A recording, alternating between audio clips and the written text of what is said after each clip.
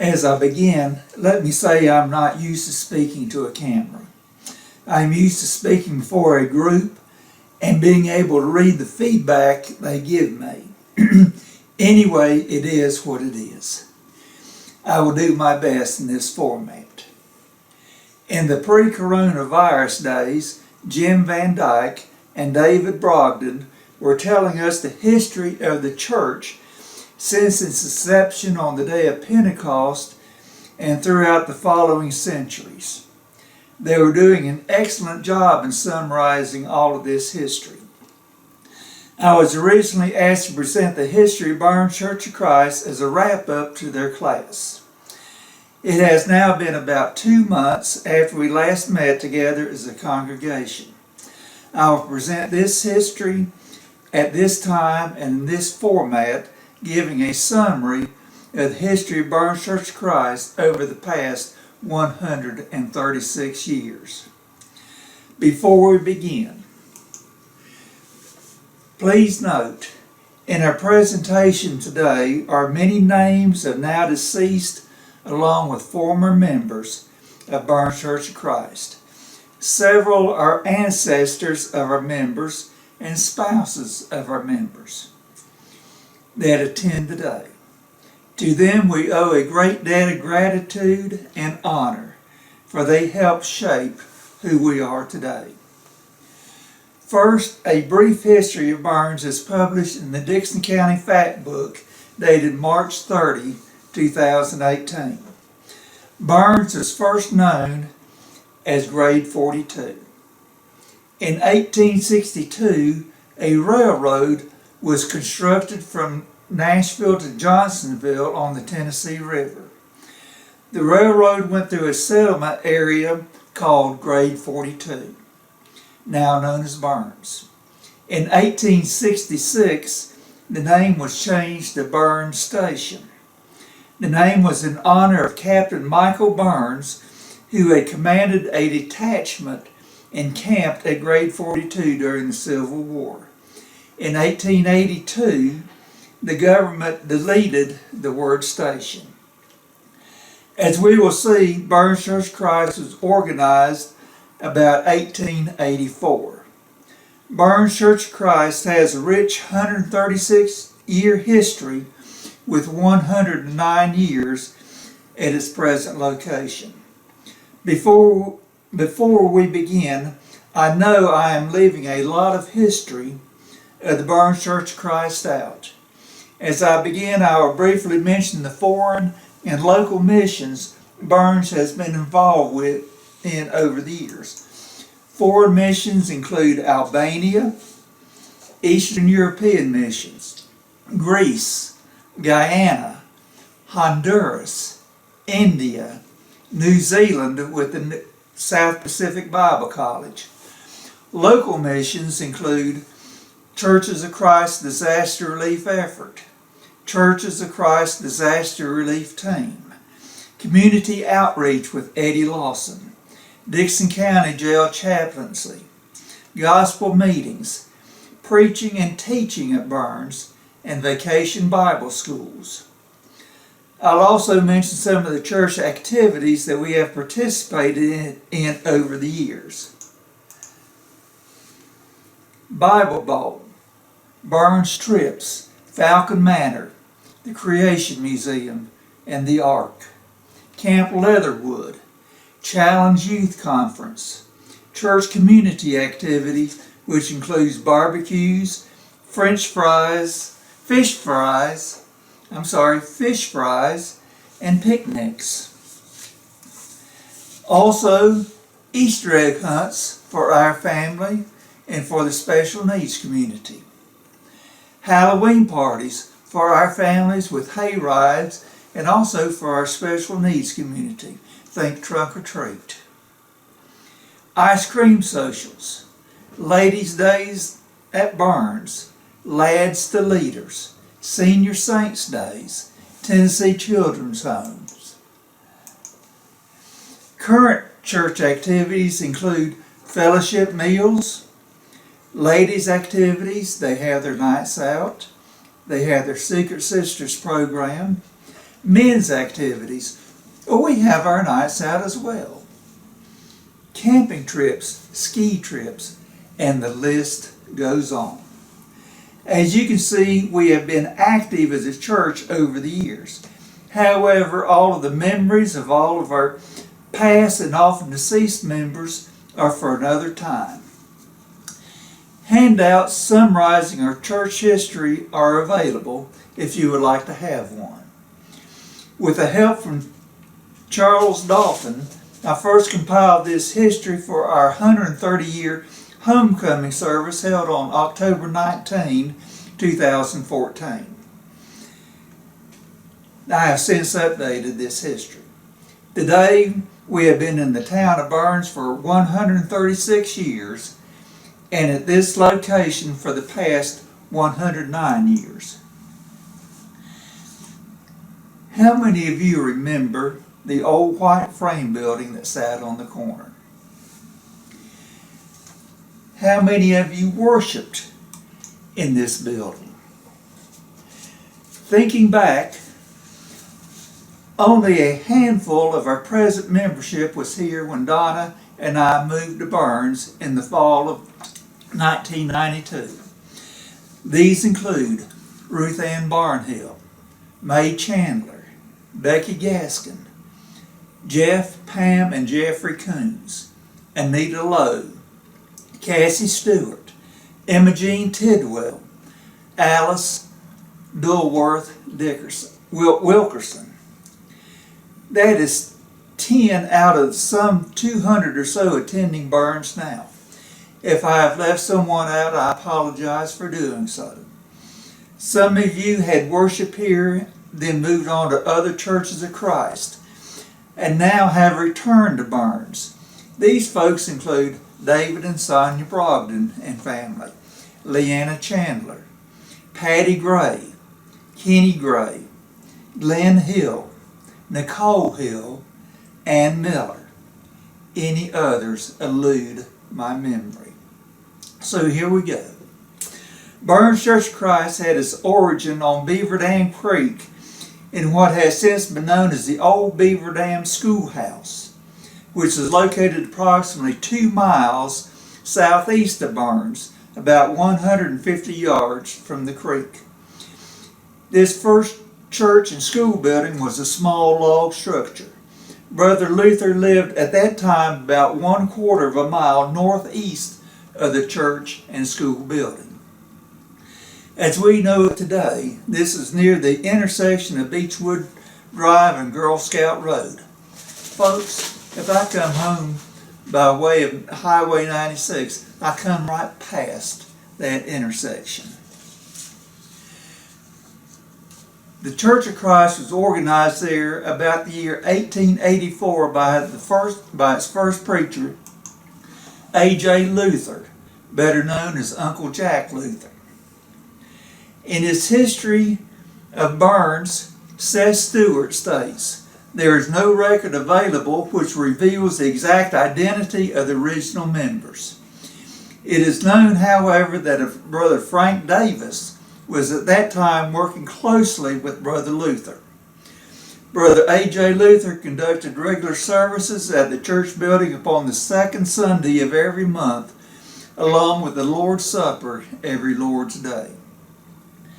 It is interesting to note that Brother A.J. Luther was the grandfather of one of our old-time faithful members, the late Alma Gray. He was also the grandfather of Bobby Gray, Earl Gray, Lacey Gray, and the late Ben Gray. From a small beginning, records show that their membership expanded over the years to such an extent that the schoolhouse meeting place was no longer adequate. Around the turn of the century, they moved from this small structure to the Union Meeting House in Burns. At this time, the membership was estimated to be 45 or 50 members. In 1910, after several years with their membership continuing to grow, it became necessary for the church to begin assembling in a larger building. Construction began on a new building at the intersection of what is now known as College and Church Streets on a lot donated by Mr. and Mrs. S.L. Chandler. This is Mike Chandler and Jenny Fuquay's grandfather. While waiting for the church building to be completed, the church continued to assemble at the Union Meeting House, located about a quarter-mile north of the new building site. The original church building was dedicated and the first service was held in the late summer of 1911. Seth Stewart, in his History of Barnes Church of Christ, wrote, "Originally, the new building consisted of an auditorium only. There were no classrooms and no baptistry. In those days, there was no electricity or running water. The building was heated with 2 wood stoves, while kerosene lamps provided the lighting. Baptismal services were conducted near the lime kiln on the banks of Beaver Dam Creek.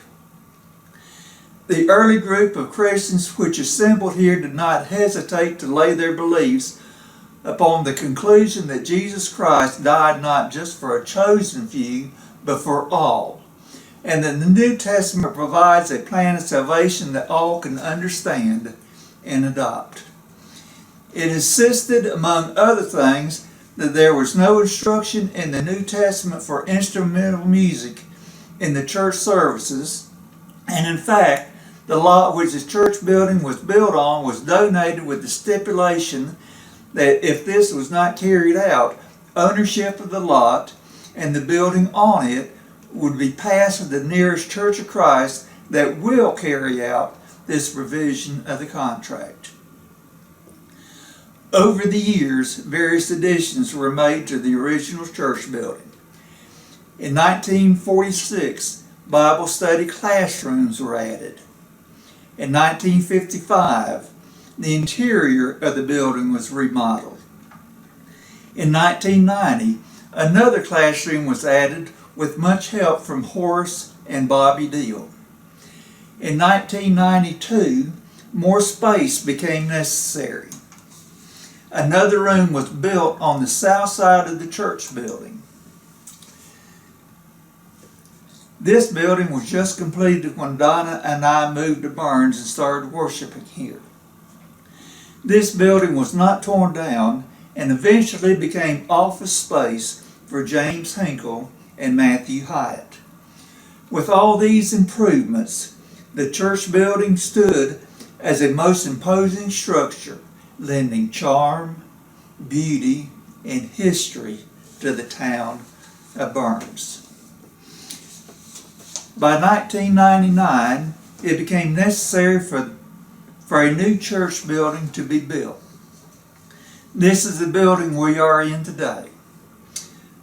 Who remembers the picnic pavilion we had and the fellowships meals enjoyed in it? Here's a picture of our old picnic pavilion. It was removed to make room for this building. The old building was removed and a new structure was erected. And I have several slides showing our groundbreaking and construction. Several of these pictures came from a scrapbook compiled by Brenda Wall. At that time, Lois Borchert and Ruth Walt were our oldest members. They broke ground for our new building. On the next slide, please note the white church building in the background.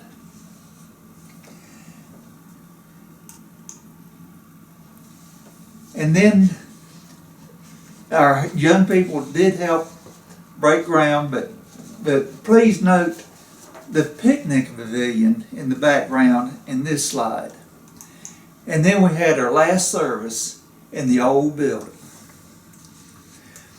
Again, a picture of our last service in the old church building. Here is our construction sign for our new building.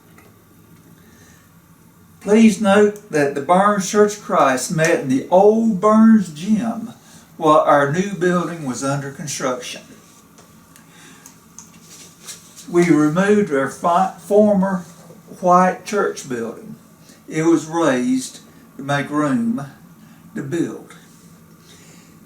Stage 1 in the building program was planning, digging, and a good foundation.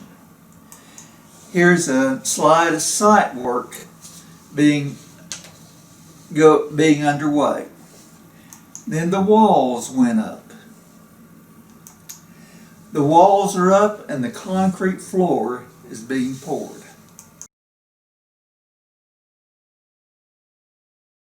Stage 3, painting, laying carpet, and outside work. Here's a picture of work on window insulation.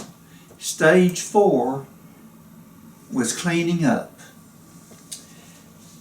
And finally, our new church building was complete.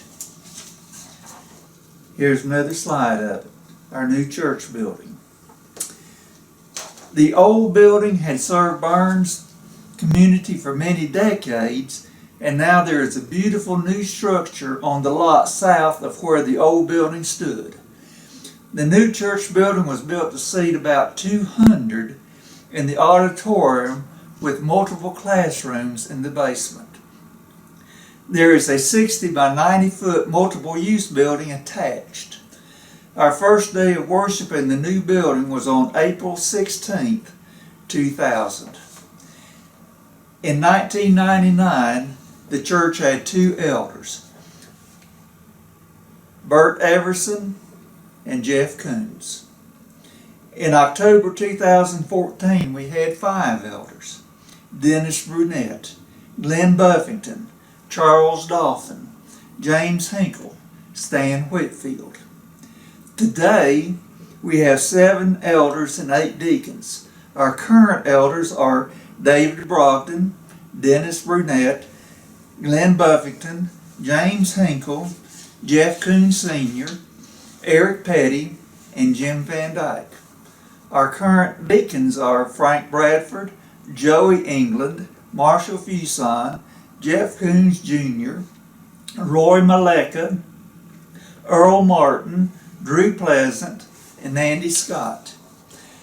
Several other men have served Burns Church of Christ as elders over the years, including, in alphabetical order, Jackson Brown, Campbell Coulter, Huron Daniel, Milton Daniel, Ben Hall, Butch Jack, Jack Jones, Sam Lowe, Dave McLean, Harvey Meek, Charlie Miller, Alfred Oliphant, Ben Oliphant, George Polk, Bobby Reeder, Stan Whitfield, Vernon Wyburn.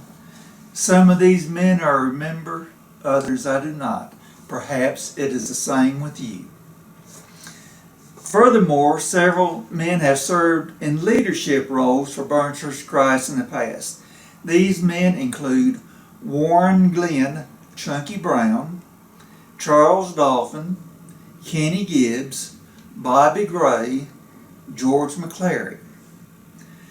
Several men have served in the role of song leader at Burns Church of Christ. These include Herman Luther, Alfred Oliphant, Sam Lowe, Clarence Gentry, Lucian Johnson, Seth Stewart, Kenny Gibbs, Bobby Eaton, Keith Oliver, and Mike Hollingsworth. Eric Petty is our current song leader. As shown on page 4 of the handout, numerous preachers have served the church over the years. I will not take the time to read all of these names to you. Our current preacher is Matthew Hyatt. He has been here as an associate minister or as our minister since March of 2006. Matthew and Leslie were married in this building on December 29, 2006. Gary Chadwick came to Burns around March of 2014. Our deaf folks met with the entire congregation using interpreters for a period of time. Then Gary started having separate services for our deaf members, and today Gary is our minister to the deaf. And now, in 2020, it is time for us to build a new auditorium. We have outgrown our current facility. In late 2017 or early 2018, our elders began planning for a new building. On March 18, 2018, our elders presented to us a building and growth update. Committees were formed to oversee various aspects of our building program. Beginning in April of 2018, we have had 2 services to accommodate everyone. As I see it, the problem with having 2 services is this. The ones attending the first service do not always know the ones who attend the second service. And the ones attending the second service do not always know the ones attending the first service. Folks, we need to come together so we can learn who our brothers and sisters are and be one big happy family. Perspective sketches were provided to the congregation on March 31, 2019, showing the general design and layout of the proposed building. I only included a sample of the sketches that were provided. Here's an exterior view of the proposed building. Here is the overall site plan for our building. Here is the interior layout plan for our proposed building. The building and growth update was further revised on August 29, 2019 to help ease the cost of our new building. As we have continued to grow in numbers, but more importantly, I hope, in the knowledge of our Lord and Savior, Jesus Christ. Plans have been made for us to meet in our multi-use fellowship hall during construction. Work has been done in the fellowship hall to prepare it for services. We have purchased buildings and properties around us. We have money in the bank, and our elders have been meeting with bank officials. All of the pieces seem to be in place. We will soon be breaking ground on our new auditorium. At last report, this will be around September of this year in 2020. Our current auditorium will be converted into additional classroom space. Barnes Church of Christ has now been in existence for 136 years, from 1884 through 2020. For the last 109 years, 1911 through 2020, it has met each Sunday morning at Church and College Streets in Barnes. Barnes Church of Christ still strives to be a light in the community for love, grace, and forgiveness under the cross of Jesus Christ. We look forward to the next 136 years of being a Church of Christ in Barnes, Tennessee.